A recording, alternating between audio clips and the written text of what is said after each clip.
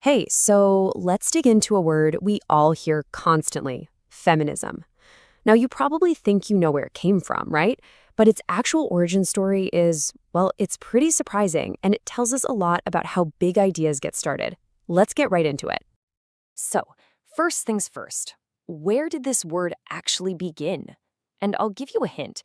It wasn't with the suffragettes, and it definitely wasn't in the 1960s. Nope.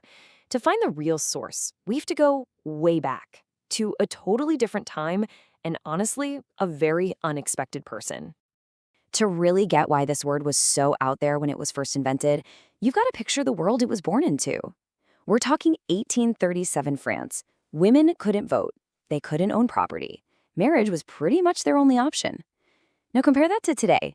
We've got the hashtag #MeToo movement, global debates on gender equality, reproductive rights constantly in the news. The gap between those two worlds is just massive. And that's what makes the birth of this word so incredible. Okay, so who was this person thinking such modern thoughts in such a restrictive time? Well, this is probably the biggest surprise of all.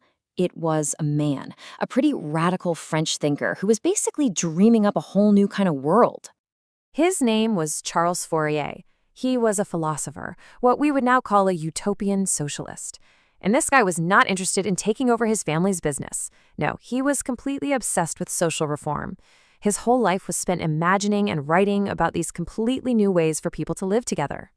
Fourier's whole deal was that he thought civilization had just taken a massive wrong turn. He looked at problems like poverty and greed and oppression and said, you know what? This stuff isn't natural. It's just bad design.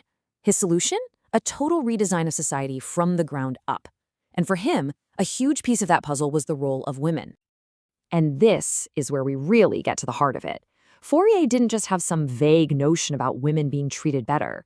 He came up with a very specific principle, a sort of test for any society, and he needed a brand new word for it.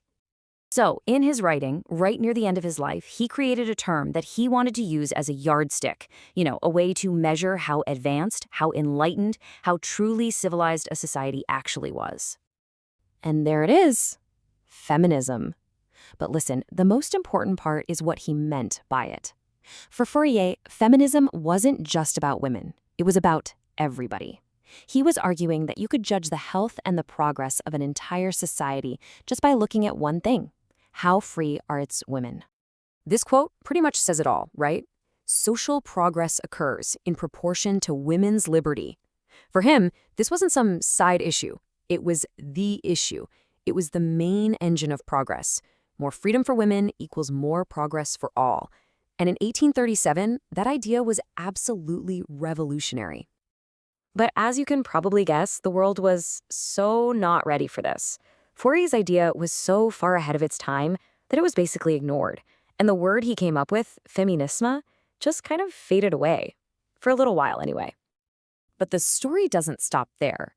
The word itself went on this completely bizarre journey.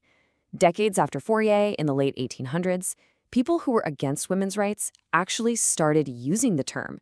They twisted its meaning, turning it into this weird medical insult to mock women who wanted to vote and the men who supported them. It's wild. It wasn't until the early 1900s the activists, the suffragettes, took it back.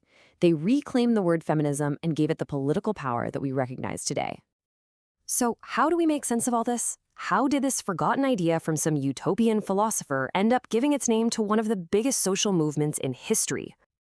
Well, the simplest way to think about it is this. Fourier planted the seed.